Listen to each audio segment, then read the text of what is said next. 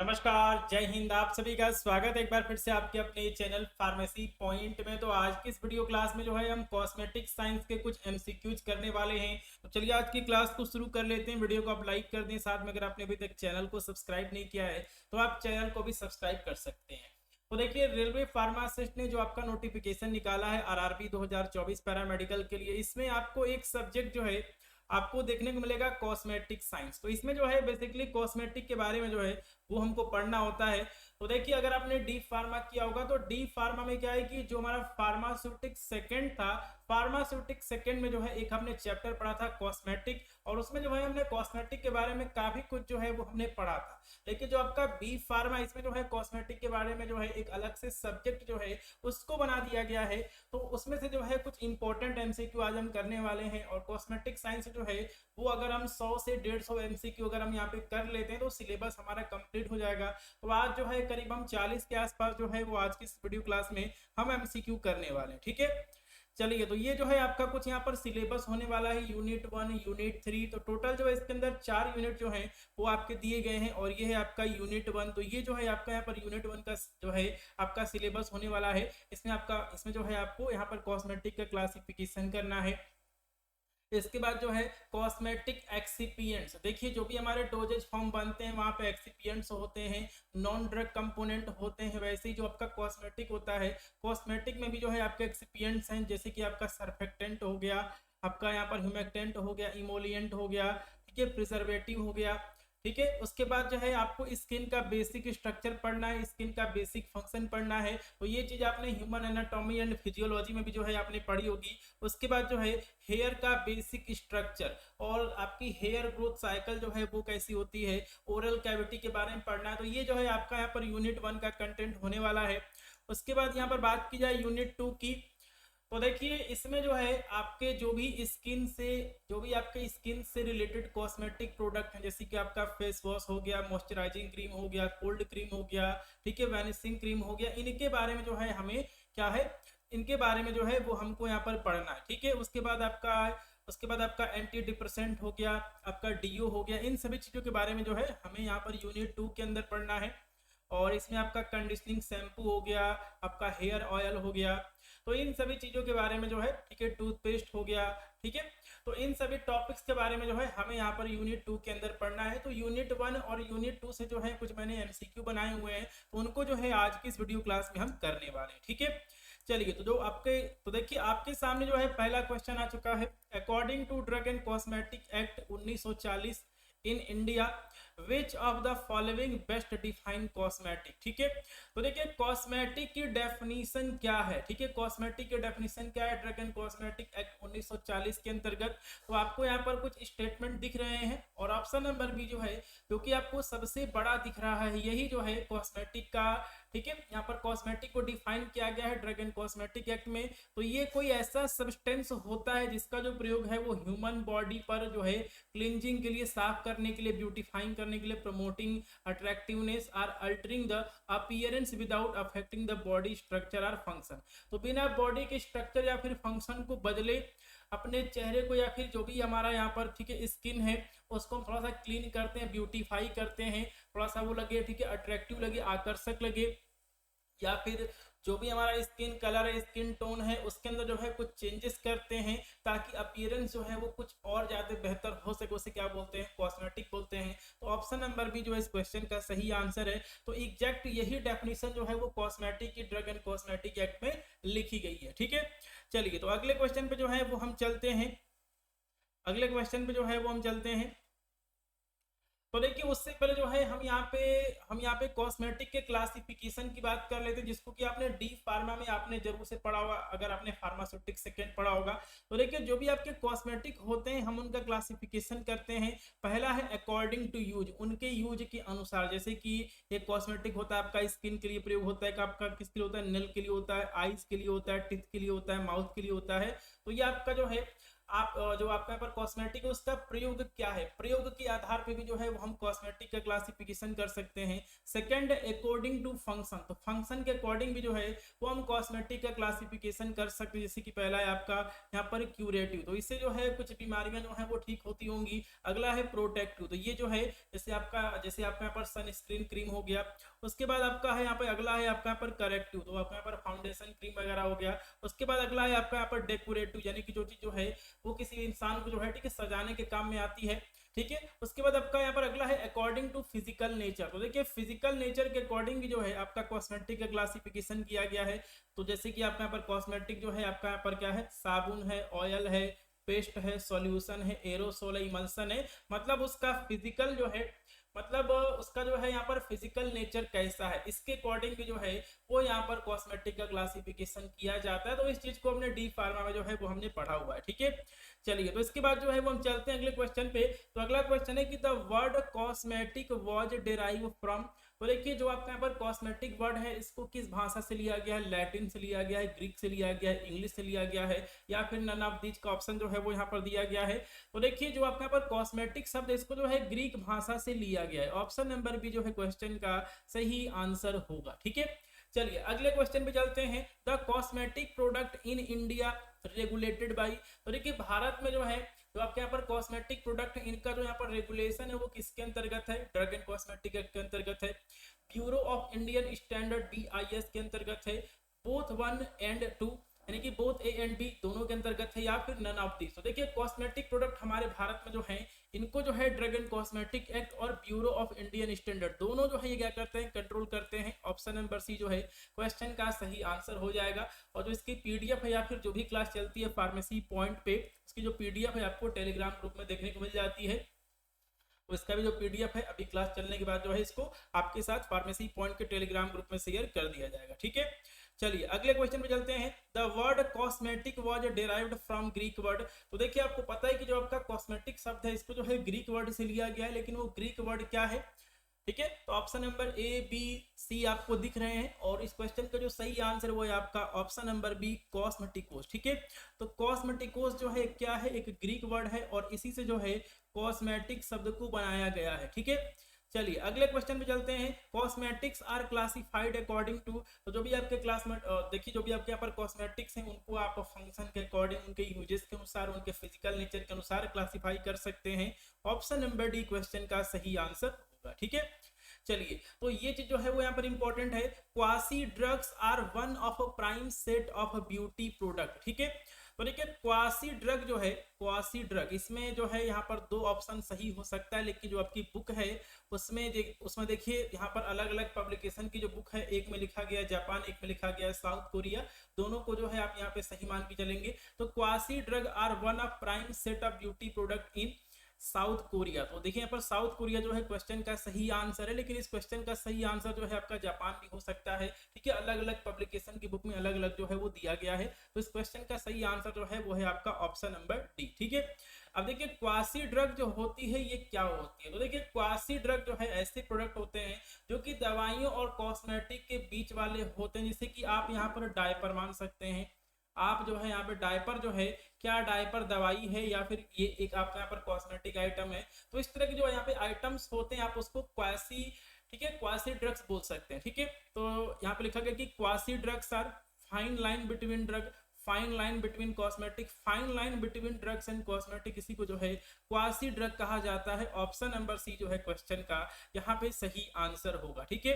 तो देखिए quasi drug जो है ये आपका जापान से भी संबंधित है और आपका ये साउथ कोरिया से भी जो है ये आपका संबंधित है, ठीक है। चलिए इसके बाद जो है वो हम चलते हैं अगले क्वेश्चन पे। Which of the following classification of cosmetic is based on uses, तो यहाँ पे जो है यहाँ पे कॉस्मेटिक का क्लासिफिकेशन लिखा गया है और इसमें से ऐसा कौन सा ऑप्शन है जो कि जो है उसके यूजेस, उसके प्रयोग के आधार पर है। पहला है आपका decorative, for the skin, protective and emulsion. तो देखिए ये तो आपका फिजिकल नेचर के ऊपर हो गया, और आपका डेकोरेटिव वाला और आपका जो यहाँ पर प्रोटेक्टिव है ये आपका इसके जो है यहाँ पे फंक्शन के ऊपर हो गया। तो फॉर द स्किन जो है ये जो है आपका यूजेस के ऊपर जो है कॉस्मेटिक क्लासिफिकेशन ये लिखा गया है, ठीक है। चलिए बहुत इंपॉर्टेंट क्वेश्चन है ये। क्वेश्चन क्या है कि health properties of cosmetic was first discovered by, तो देखिए जो भी आपके यहाँ पर कॉस्मेटिक हैं इनकी जो है इनकी कुछ यहाँ पर हेल्थ प्रॉपर्टीज भी होती है। तो इसको जो है किसके द्वारा खोजा गया, चाइनीज के द्वारा, जापानीज के द्वारा, इजिप्टियन के द्वारा या फिर इंडियन के द्वारा। और इस क्वेश्चन का जो सही आंसर है वो इजिप्टियन। ठीक है, तो यहाँ पर इजिप्टियन के द्वारा जो है हेल्थ गिविंग प्रॉपर्टी जो है आपकी कॉस्मेटिक उसकी जो है खोज की गई थी। ठीक है, चलिए अगला जो क्वेश्चन है वो देख लेते हैं। सब्सटेंसेज यूज इन कॉस्मेटिक, तो ऐसे सब्सटेंसेज जिनका जो प्रयोग है वो कॉस्मेटिक में होता है जो कि increase the moisture content of skin, जो कि स्किन के मॉइस्चर कंटेंट यानी कि उसकी नमी को बढ़ाने का काम करते हैं, उसे क्या बोलते हैं, डेंटिफ्राइसिस बोलते हैं, इमोलिएंट बोलते हैं, सर्फेक्टेंट बोलते हैं या फिर ह्यूमेक्टेंट बोलते हैं। ठीक है, तो देखिए जहां भी आपका मॉइस्चर कंटेंट को बढ़ाने वाले एजेंट जो होते हैं उन्हें क्या बोलते हैं, उन्हें हम बोलते हैं ह्यूमेक्टेंट बोलते हैं। ऑप्शन नंबर डी क्वेश्चन का सही आंसर होगा। ठीक है, चलिए अगले क्वेश्चन पे चलते हैं। मोस्ट कॉमन ह्यूमेक्टेंट इज, तो सबसे सामान्य रूप से प्रयोग होने वाला ह्यूमेक्टेंट कौन सा है, ग्लिसरीन है, प्रोपाइलिन ग्लाइकोल है, सॉर्बिटॉल है या फिर ब्यूटाइलिन ग्लाइकोल है। तो देखिए जो भी आपके यहाँ पर ह्यूमेक्टेंट होते हैं सभी के अंदर जो है OH ग्रुप होता है, मतलब ये क्या होते हैं, अल्कोहल होते हैं। ठीक है, इनके अंदर जो है इनके अंदर हाइड्रोक्सी ग्रुप होता है। तो देखिए सबसे अधिक प्रयोग होने वाला या फिर सामान्य रूप से प्रयोग होने वाला ह्यूमेक्टेंट क्या है, आपका यहाँ पर ग्लिसरीन है। बाकी आपके यहाँ पर प्रोपाइलिन ग्लाइकोल भी हो गया, सॉर्बिटॉल हो गया, ठीक है, ब्यूटालिन ग्लाइकोल हो गया, ये भी जो है आपके क्या होते हैं, ह्यूमेक्टेंट होते हैं, लेकिन सामान्य तौर पे जो है वो आपका ग्लिसरीन का जो प्रयोग है वो किया जाता है। ठीक है, चलिए अगला जो क्वेश्चन है ये भी इंपॉर्टेंट है। Materials that soften the skin, तो देखिए ऐसे सब्सटेंस, ऐसे एजेंट जो कि स्किन को क्या करते हैं, सॉफ्ट करते हैं, मुलायम करते हैं, उसे क्या कहते हैं, ह्यूमेक्टेंट कहते हैं, इमोलिएंट कहते हैं, डेंटिफ्राइज कहते हैं या फिर नन ऑफ दिस कहते हैं। तो उसे हम क्या कहते हैं, इमोलिएंट कहते हैं। तो ऐसे एजेंट्स, ऐसे पदार्थ जो कि स्किन को क्या करते हैं, उसे सॉफ्ट करते हैं, मुलायम करते हैं, उसे क्या बोलेंगे, इमोलिएंट बोलेंगे। ठीक है, चलिए अगले क्वेश्चन पे चलते हैं। अगला क्वेश्चन है कि emollient is also known as, तो जो आपके यहाँ पर इमोलिएंट है इन्हें जो है इन्हें और किस नाम से जाना जाता है, ह्यूमेक्टेंट, मॉइस्चराइजर, डेंटिफ्राइसिस या फिर प्रिजर्वेटिव। तो सिंपल सा क्वेश्चन है। देखिए जो भी आपके पर इमोलिएंट्स होते हैं ये स्किन को क्या करते हैं, स्किन को जो है ये स्मूथ करते हैं। ठीक है, और इन्हें क्या कहा जाएगा, इन्हें कहा जाएगा ठीक है, इनको जो है इनको कहा जाता है मॉइस्चराइजर कहा जाता है। ठीक है, तो ऑप्शन नंबर कौन सा सही हो जाएगा, ऑप्शन नंबर बी जो है क्वेश्चन का सही आंसर होगा। मॉइस्चराइजर जो है इनको कहा जाता है, ये स्किन को जो है सॉफ्ट करने का काम करते हैं। ठीक है, चलिए अगला क्वेश्चन है, यहाँ पर ब्लैंक दिया गया है, are added to formulation to prevent microbial growth. तो ऐसा कौन सा एजेंट है जिसका जो प्रयोग है वो किसी भी फॉर्मुलेशन में माइक्रोबियल ग्रोथ को रोकने के लिए या फिर कम करने के लिए किया जाता है, ह्यूमेक्टेंट, मॉइस्चराइजर, डेंटिफ्राइसिस या फिर प्रिजर्वेटिव। तो देखिए प्रिजर्वेटिव जो होते हैं ऐसे एजेंट्स होते हैं जिनका जो प्रयोग है वो किसी भी फॉर्मुलेशन में माइक्रोबियल ग्रोथ को रोकने के लिए किया जाता है। ठीक है, चलिए अगला क्वेश्चन है, benzoic acid is used as preservative in the concentration of. देखिए बेंजोइक एसिड जो होता है आपका प्रिजर्वेटिव के रूप में जो है इसका प्रयोग किया जाता है, लेकिन इसका कंसंट्रेशन कितना होता है, 0.1%, 0.3%, 0.5% या फिर 0.7%। और इस क्वेश्चन का जो सही आंसर वो है आपका option number A, 0.1% wait by volume. ठीक है, तो बेंजोइक एसिड जो है 0.1% की कंसंट्रेशन में जो है ये आपका प्रिजर्वेटिव के रूप में जो है ये काम करता है। ठीक है, चलिए अगले क्वेश्चन में चलते हैं। फिनॉल एक्ट एज बैक्टेरिसाइड, तो आपका फिनोल है बैक्टेरिसाइड के रूप में काम करता है in multi dose injection, gargles and mouth wash in concentration of 0.1%, 0.3%, 0.5% या फिर 0.7%। तो ये जो है यहाँ पे आपके ऑप्शन दिए गए हैं और इस क्वेश्चन का जो सही आंसर है वो है आपका option number C, 0.5% weight by volume. तो जो आपका फिनोल होता है ये आपका बैक्टेरिसाइड के रूप में काम करता है। जो भी आपके मल्टी डोज वाला इंजेक्शन है, गार्गल्स है, माउथ वॉश है और इसका कंसंट्रेशन कितना होता है, 0.5% होता है। ठीक है, चलिए अगले क्वेश्चन पे चलते हैं। Phenol concentration in year drop, तो जो भी आपके यहाँ पर कान में डालने वाले ड्रॉप आते हैं और जो भी आपके यहाँ पर ऑयली इंजेक्शन है इनमें जो है फिनोल का कंसंट्रेशन कितना होता है, 5.6%, 3.6%, 2.2% या फिर 6.4%। तो क्वेश्चन का जो सही आंसर वो है आपका ऑप्शन नंबर डी, 6.4% जो है ये आपका फिनोल का कंसंट्रेशन होता है जो भी आपके ऑयली इंजेक्शन है और आपका ईयर ड्रॉप में। ठीक है, अब देखिए इसमें जो है कुछ क्वेश्चंस आपको ऐसे देखने को मिलेंगे, लगेगा कि ये आपके क्वेश्चंस एचएपी के हैं, बिल्कुल एचएपी के हैं, ठीक है, ह्यूमन एनाटॉमी एंड फिजियोलॉजी के हैं, लेकिन ये टॉपिक जो है वो इस सब्जेक्ट में भी दिया गया, तो इस क्वेश्चन को भी जो है आप इंपॉर्टेंट मार्क कर सकते हैं। Largest organ of human body, तो देखिए ह्यूमन बॉडी का लार्जेस्ट ऑर्गन क्या होता है, स्किन होता है, आप सभी को पता है, ऑप्शन नंबर ए, ठीक है। चलिए अगला क्वेश्चन है, skin is also known as, तो स्किन को जो है और किस नाम से जाना जाता है, एपिडर्मिस, डर्मिस, हाइपोडर्मिस या फिर इंटीग्यूमेंट। तो देखिए एपिडर्मिस, डर्मिस, हाइपोडर्मिस ये तो स्किन के पार्ट होते हैं, यानी कि ऑप्शन नंबर डी सही है कि स्किन को जो है हम इंटीग्यूमेंट भी कहते हैं, ठीक है। चलिए अगले क्वेश्चन पे बढ़ते हैं, सरफेस एरिया ऑफ स्किन, तो देखिए हमारे बॉडी का जो है, ठीक है, हमारे बॉडी का जो स्किन है इसका टोटल सरफेस एरिया कितना होता है, 5.2 metre square, 3.2 metre square, 1.8 metre square या फिर 9.6 मीटर स्क्वायर, ठीक है। तो देखिए हमारे बॉडी का जो है और जो उसका स्किन है उसका सरफेस एरिया जो है होता है 1.8 मीटर स्क्वायर, ठीक है। ऑप्शन नंबर सी जो है क्वेश्चन का सही आंसर होगा, ठीक है। तो ये सारे कुछ फैक्ट वाले क्वेश्चन हैं, आप इनको याद रखेंगे। Outer most covering of skin, तो देखिए स्किन का जो सबसे बाहरी भाग होता है उसे क्या बोलते हैं, एपिडर्मिस बोलते हैं, आप सभी को पता है, ऑप्शन नंबर बी क्वेश्चन का सही आंसर है, ठीक है। चलिए अगले क्वेश्चन पे चलते हैं, what is the primary protein, ठीक है, what is the primary protein, What is the primary protein found in epidermis that provide structural strength, तो ऐसी कौन सी प्रोटीन है जो कि एपिडर्मिस में पाई जाती है, हमारे स्किन के एपिडर्मिस में पाई जाती है, कोलेजन, इलास्टिन, केराटिन या फिर हीमोग्लोबिन। तो देखिए जो आपका यहाँ पर एपिडर्मिस होता है इसके अंदर एक सेल होती है केराटिनोसाइट्स, और वही जो है क्या बनाती है, केराटिन बनाती है, ऑप्शन नंबर सी क्वेश्चन का सही आंसर होगा, ठीक है। चलिए अगला क्वेश्चन है, Meissner corpuscles present in skin are related to, तो देखिए जो आपके यहाँ पर मेस्नर कार्पुसल्स होते हैं ये कहाँ होते हैं, स्किन में होते हैं, और इनका काम क्या होता है, टच को फील करना, प्रेशर को फील करना, वाइब्रेशन को फील करना या फिर ऑल ऑफ दीज। तो देखिए मेस्नर कार्पुसल जो होते हैं हमारे स्किन में ये जो है टच को फील करते हैं, ऑप्शन नंबर एक क्वेश्चन का सही आंसर है, ठीक है। चलिए अगले क्वेश्चन पे चलते हैं, Pacinian corpuscles present in skin are related to, तो देखिए जो हमारा स्किन है इसमें जो है पैसिनियन कार्पुसल्स भी होते हैं और ये जो है प्रेशर और वाइब्रेशन को फील करते हैं, ऑप्शन नंबर डी क्वेश्चन का सही आंसर होगा, ठीक है। चलिए तो ये इस क्वेश्चन को जो है आप इंपॉर्टेंट कर लीजिए, ठीक है, और इस टॉपिक को भी जो है आप इंपॉर्टेंट मान लीजिए, ठीक है। चलिए तो क्या लिखा गया है, first phase of hair growth, तो देखिए हेयर ग्रोथ की एक साइकिल होती है और इस साइकिल में जो है 4 फेज होते हैं, पहला होता है एनाजेन, ठीक है, सेकंड होता है कैटाजेन, तीसरा होता है टीलोजेन, चौथा होता है एक्सोजेन, ठीक है। तो ये जो है आपके यहाँ पर हेयर ग्रोथ की साइकिल होती है, इसका पहला फेज क्या होता है, एनाजेन होता है, सेकंड क्या होता है कैटाजेन, तीसरा ठीक है टीलोजेन, और चौथा जो है आपका एक्सोजेन होता है, ठीक है। तो देखिए जो आपके यहाँ पर एनाजन होता है इसको हेयर ग्रोथ फेज भी कहते हैं, ठीक है, कैटाजेन को ट्रांजिशन फेज, टीलोजेन को रेस्टिंग फेज, और आपका एक्सोजन को जो है हेयर शेडिंग फेज इसको कहा जाता है, तो इस चीज को आप याद रखेंगे, ठीक है। चलिए तो यहाँ से जो है क्वेश्चन जो है यहाँ पर पूछा गया है कि हेयर शेडिंग फेज, तो इसमें से कौन सा ऐसा जो कि क्या है हेयर शेडिंग फेज, मतलब जो है इस फेज में जो है वो बाल झड़ने लगते हैं, एनाजन, कैटाजन, टीलोजन या फिर एक्सोजन। तो ये देखिए जो आपके पर हेयर साइकिल है या फिर कहें कि जो आपके पर हेयर ग्रोथ का फेज है इसका लास्ट फेज क्या है, एक्सोजन है, ठीक है।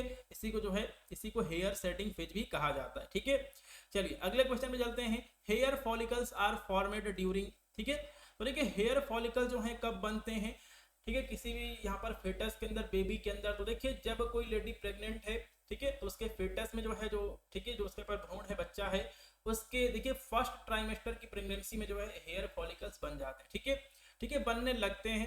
तो hair follicles are formed during first trimester of pregnancy, यानी कि प्रेगनेंसी के पहले 3 महीने में जो है वो हेयर फॉलिकल्स बनने लगते हैं, ठीक है। चलिए अगले क्वेश्चन पे चलते हैं, part of hair outside the skin is known as, ठीक है। तो देखिए जो आपके पर हेयर है उसका ऐसा पार्ट जो कि स्किन के बाहर होता है उसे क्या बोलते हैं, हेयर बल्ब बोलते हैं, हेयर शाफ्ट बोलते हैं, हेयर रूट बोलते हैं या फिर कैटाजन बोलते हैं, उसे बोलते हैं हेयर शाफ्ट, ठीक है। तो स्किन के बाहर जो हेयर का पार्ट होता है उसे क्या बोलते हैं, उसे बोलते हैं हेयर शाफ्ट, ठीक है। चलिए अगले क्वेश्चन पे चलते हैं, last part of hair cycle. तो देखिए हेयर साइकिल का लास्ट पार्ट क्या है, एक्सोजन है, और इसका पहला पार्ट क्या है, एनाजन है। अभी मैंने आपको बताया है हेयर साइकिल के कौन कौन से पार्ट होते हैं, टोटल 4 पार्ट होते हैं, ठीक है।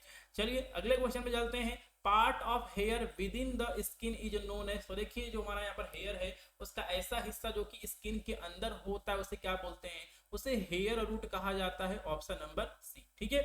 चलिए अगला क्वेश्चन है, which teeth is absent in children less than 9 year age. ठीक है, तो देखिए 9 साल से कम उम्र के बच्चों में कौन सा दांत मौजूद नहीं होता है, इंसाइजर, कैनाइन, प्रीमोलर या फिर मोलर। तो देखिए बच्चों में जो है टोटल कितने दांत होते हैं, 20 दांत होते हैं। और देखिए 9 साल से कम उम्र के बच्चों में जो है प्री मोलर जो टीथ होता है वो मौजूद नहीं होता है। ठीक है, चलिए अगला क्वेश्चन है, first part of alimentary canal. देखिए यहाँ पर एलिमेंट्री कैनाल का मतलब है आपका गैस्ट्रोइंटेस्टाइनल ट्रैक्ट या फिर आपका डाइजेस्टिव सिस्टम। तो देखिए हमारे डाइजेस्टिव सिस्टम का पहला भाग क्या है, वो हमारा है ओरल कैविटी यानी कि हमारा मुंह। ठीक है, तो यहाँ पर ओरल कैविटी जो है आपका एलिमेंट्री कैनाल का पहला हिस्सा होता है। चलिए अगला क्वेश्चन है, फूड इज च्यूड। यहाँ पे देखिए यहाँ पर लिखा, इस पे जो है लिखा गया च्यूड लिखा गया, इसका मतलब क्या होता है, इसका मतलब होता है चबाना। Food is chewed with the help of teeth to broken down into smaller particle is known as digestion, peristalsis, mastication या फिर micturition। तो इसे हम क्या बोलते हैं, इसे हम बोलते हैं mastication बोलते हैं इस प्रोसेस को।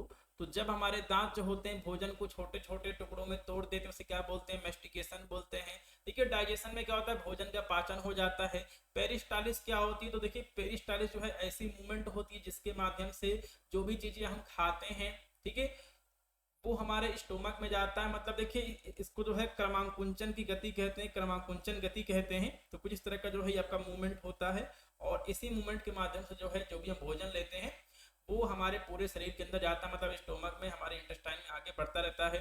ठीक है, अगला यहाँ पर मिक्टुरेशन, इसका मतलब क्या होता है, तो देखिए जब हमारी बॉडी यूरिन पास करती है उस प्रोसेस को क्या बोलते हैं, मिक्टुरेशन बोलते हैं। ठीक है, चलिए अगले क्वेश्चन में चलते हैं, hardest material of human body. तो देखिए हमारे शरीर का सबसे हार्डेस्ट मटेरियल क्या है, वो है आपका इनेमल।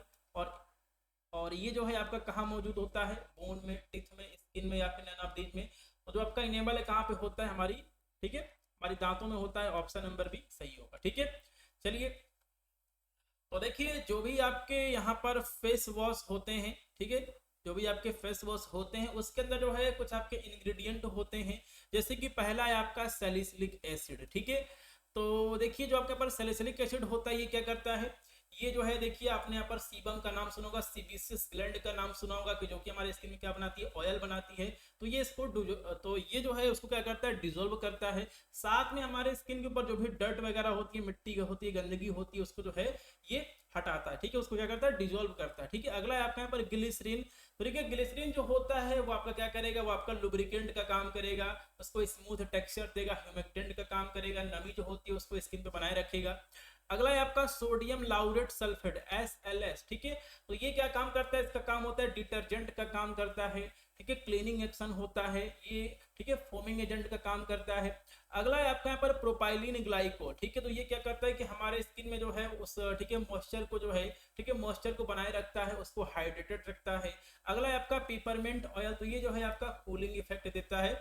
तो ये जो है आपका फेस इंग्रेडिएंट का क्या होता है, जो आपका पर फेस वॉश होता है उसमें क्या होता है, इंग्रेडिएंट ये होता है। अब इनके फंक्शन से जो है वो क्वेश्चन पूछ सकता है कि इस एजेंट का जो है वो फंक्शन क्या है या फिर ये फंक्शन जो है कौन सा एजेंट करता है। ठीक है, चलिए तो देखिए यहाँ पर इसी टॉपिक से जो है कुछ क्वेश्चन बने हुए हैं। जैसे कि आपका लिखा गया कि सैलिसिलिक एसिड, ठीक है, salicylic acid present in face wash. ठीक है, फेस वॉश फंक्शन एस। ठीक है, तो यहाँ पे मैंने बताया है कि जो आपके पास सैलिसिलिक एसिड होता है वो क्या करता है कि हमारे स्किन पे जो भी ऑयल होता है, सीबम होता है, उसको, ठीक है, उसको क्या करेगा, डिसॉल्व करेगा। और जो भी यहाँ पर डर्ट होगी उसको भी जो है क्या करेगा, उसको यहाँ पर डिसॉल्व करेगा।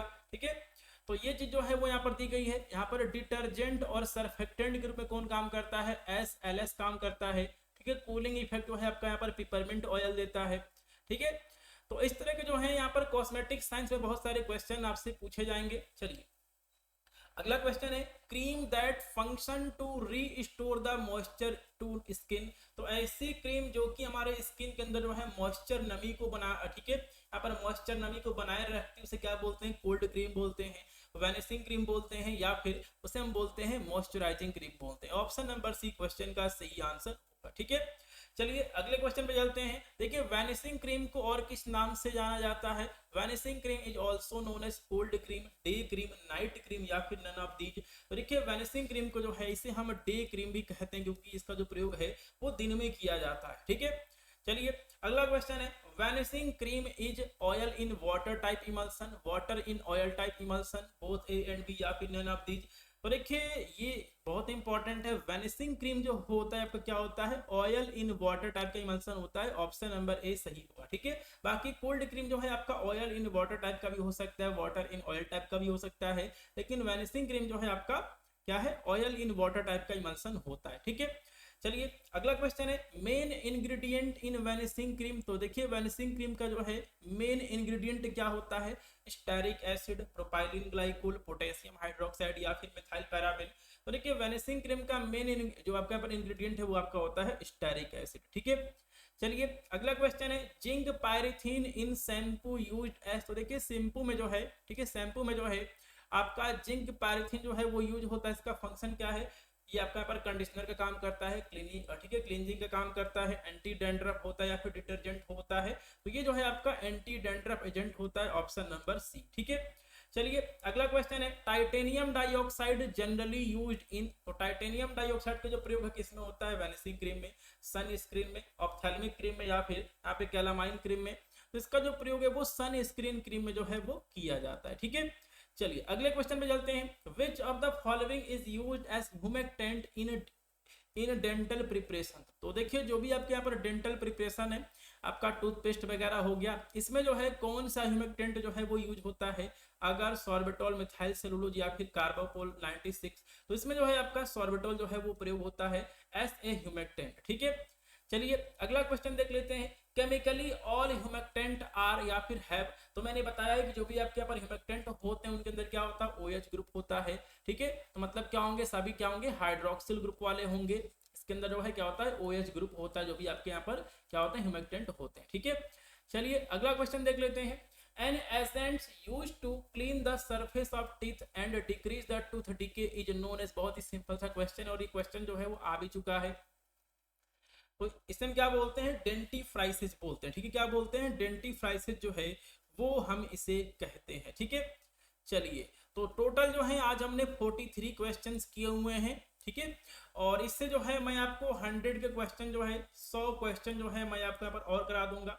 100 क्वेश्चन जो है हम इसमें और कर लेंगे, तो जो आपका यहाँ पर कॉस्मेटिक साइंस का सिलेबस है वो आपका पूरा हो जाएगा। इससे अधिक जो है कोई क्वेश्चन वगैरह नहीं पूछेगा, तो इससे जो है हम टोटल 100 से 150 जो है वो हम यहाँ पर MCQ करेंगे, और जो आपका सिलेबस है कॉस्मेटिक साइंस का ये आपका पूरा हो जाएगा। ठीक है, तो मुझे उम्मीद है कि ये आपको क्लास पसंद आई होगी। चलिए मिलते हैं किसी और क्लास में। जय हिंद।